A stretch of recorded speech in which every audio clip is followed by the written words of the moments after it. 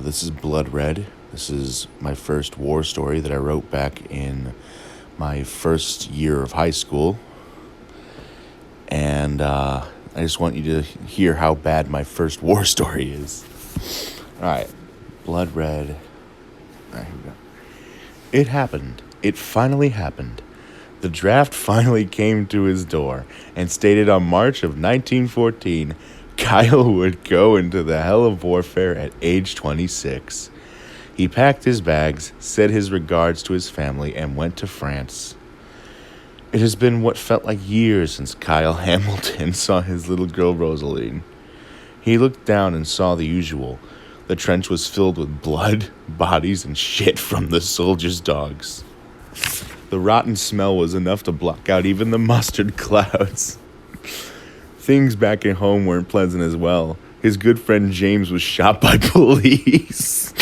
Grandpa is in jail for being drunk from his illegal drinks. Oh, God. And Kyle's armor was painted crimson with dust. Wait, how's that possible? Yet things got worse. The date was August 1915. Kyle was in France, praying silently to get the hell out of this nightmare. It wasn't long after he said amen when a grenade blew up the medic tent. A loud son of a bitch was heard after. Kyle had never heard such foul mouth in his life. It was expected, though. That had medication and cured meat. Kyle got the idea of making the German guy taste his own medicine. He did just that. I can't do that. It was 1820. Oh, like military. It was 1827. Kyle and Private Fletcher, the doctor's son, found an enemy base camp. The tents were near a river. They were covered in almost every German symbol known at the time. So that means they had a pretzel on the tent. The flamethrower was being filled with oil, and a sniper was there to keep watch. Fletcher gave Kyle the weapon of flame. Oh my God. With no second thoughts, he torched the camp with the rage of a god. The scream of the German soldiers haunted Fletcher to the point of fainting. Kyle showed no regret in his actions. In fact, he was in a state of absolute lies. Oh no! The next morning, Kyle was awoken by the sound of Major Whitefield gasping at something. Did Fletcher die? Did he see the ruins? No. Major Whitefield saw something more terrifying. Kyle went towards him and became as silent as the nighttime. The river. It was flowing in blood red. It was crimson, almost so red it may have been entirely blood. Kyle could see the confusion on the Major's face.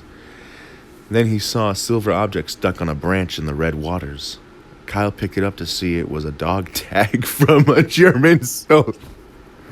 Oh no. It read Garrett Fester Holzberg. It read Garrett Fester Holzberg. He found another that only said Ernst C. Then another, and another, and even more. It totaled up to 35 dog tags in all. Stop shop, what's more? I killed 35 men? Kyle muttered with a shaky voice. His tent felt sickening now. He wasn't ashamed. Oh no, not yet. He felt too powerful. The victory of that vengeance made him think he would go mad with power. Kyle went to Dr. Fletcher, Private Fletcher's dad, and asked for some bleach.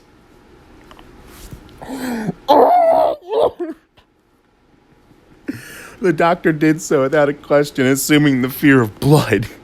Kyle got back to his base and took out an empty alcohol canister from his tent shelf.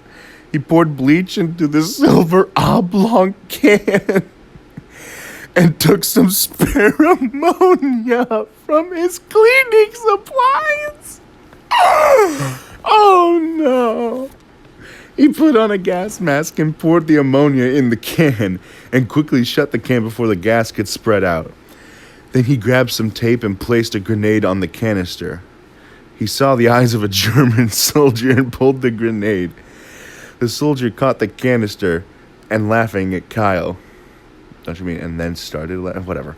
Then pure silence. The peace is then disturbed by the soldier's scream.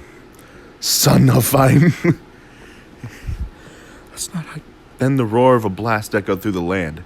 Kyle signaled his men to put on their masks and duck. A yellow cloud fills the German trenches and is spreading towards Kyle's team. He wanted to do it again. When he got that in his head, a bullet ripped through the tent cover and hit a framed picture of his wife, Marissa. Now Kyle was in a state of demonic hatred. Oh no. Okay, now Kyle was in a state of demonic hatred. He got his rifle and shot wherever those soldiers were coming. Others looked at him dumbfounded that he was killing without looking at anything. But it backfired when he was shot in the eye. He was in a blinding pain, but he wouldn't fall. He fired and fired until he was hit again in the other eye.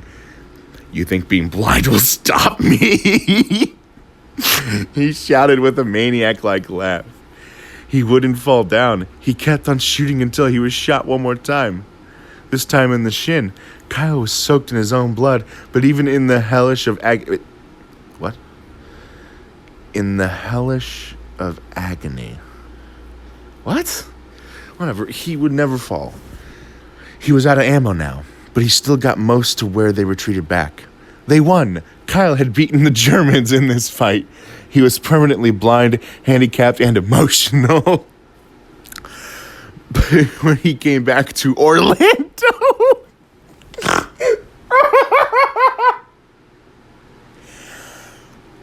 When he came back to Orlando, he didn't need to see Rosaline. He only needed to hear her little voice.